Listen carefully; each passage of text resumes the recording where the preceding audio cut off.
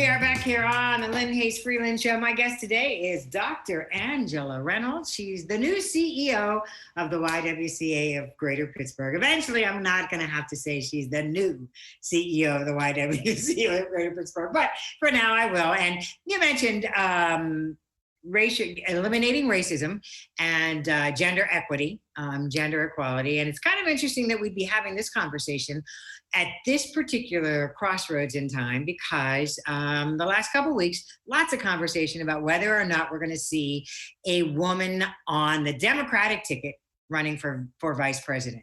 Then there's been all this conversation in the last week or so about, are these women too ambitious? And what does it mean if a woman is ambitious?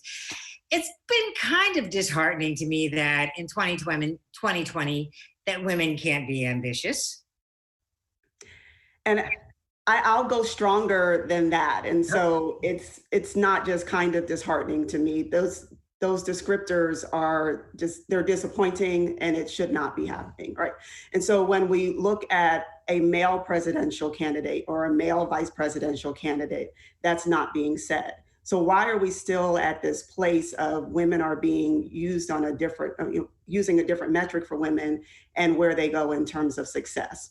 One of the things that I think is important as YWCA is that we're all about empowering women, right? And so we're looking at how do you have a woman that already has all of these qualities within her, already has all of the power and everything that she needs in terms of the qualifications to do a job and to do it well, to know that she can do the job and do it well. Mm-hmm. That's where we are. And it's providing those opportunities and opening up the doors so that women can walk through them and it can advance in many ways. So when I look at our mission and I've talked about this intersectionality between race and gender, what I think is important for us to also recognize is that there are differences for women of color, and that for women of color, terms more than disheartening ambition are used when women of color come into positions of power and of influence. And we shouldn't be here in 2020 either, right? And so how can we get to this place of making sure that our girls understand that that opportunity is for you, right? And no, you should not shrink from it because someone will call you a name that they should not be calling you. That no, this is an opportunity, doors open, walk right through it. And it's interesting that you mentioned our girls, because we know prior to your arrival here, but I'm sure you're very familiar with the study that was commissioned that looked at gender equity in the city of Pittsburgh. And one of the biggest concerns was, what is the message we're telling our young girls in particular?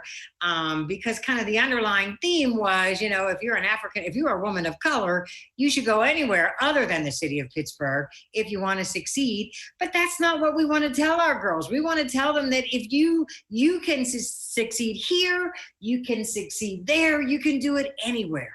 Right. And what we're also saying now is that we're going to make sure that those policies are put in place that will help girls to advance and help women to succeed, and also get rid of the policies that are restricting that from happening. And so I think it's important that as we look at the Gender Equity Commission and that had the study done, is that they're also looking at the next steps of that study. So YWCA is in conversations to figure out how can we support that effort to make sure that, again, we don't see the same statistics later on. One of the things that I didn't mention earlier is I came to Carnegie Mellon University because I looked at the infant mortality rates for African Americans in Pittsburgh, and I wanted to study that. Unfortunately, the woman that I came to work with was no longer there. She had passed away from cancer, and so I got into the area of criminology.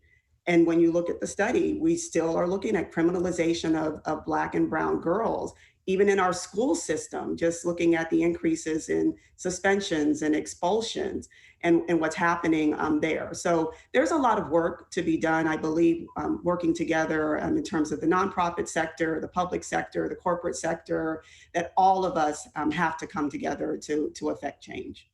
Last week, I had Mayor Bill Peduto on the show, and I think we have a tendency to look at our elected officials and say, okay, here are the numbers, what are you going to do about it? And one of the things that the mayor said was, it's going to take a group effort. I alone cannot make Pittsburgh the most livable city for African Americans, but we need corporate Pittsburgh. We need nonprofit Pittsburgh. We need to collectively work together on that. Would you agree with that?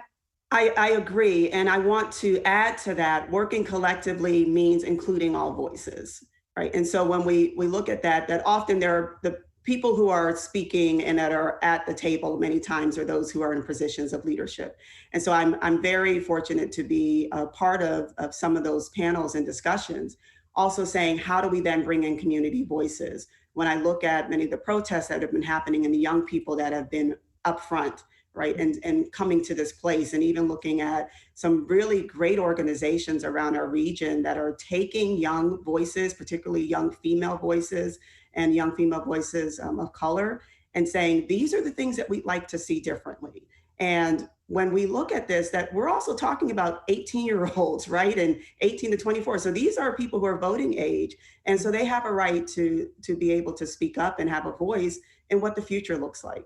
And I would be remiss if I didn't say one of the things we look at YWCA is voting.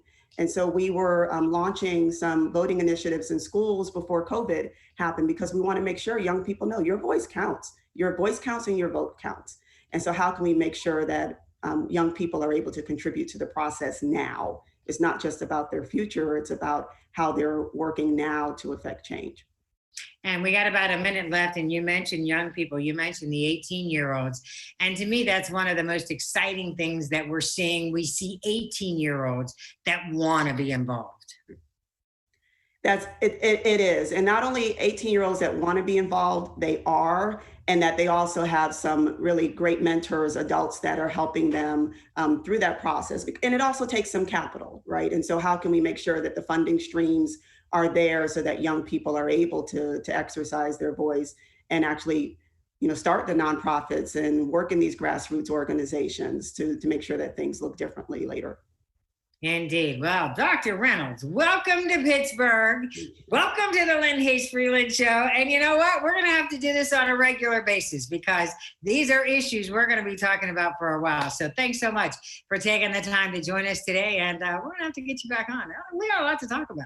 Thank you. Thank you very much. Indeed. We'll take a commercial break. We're going to come back, and I'm just going to remind you about the census and voting, because those are two things we're going to be talking about next week on the show. So I'll tell you about that when we come back. Thanks so much, and we'll get you back on.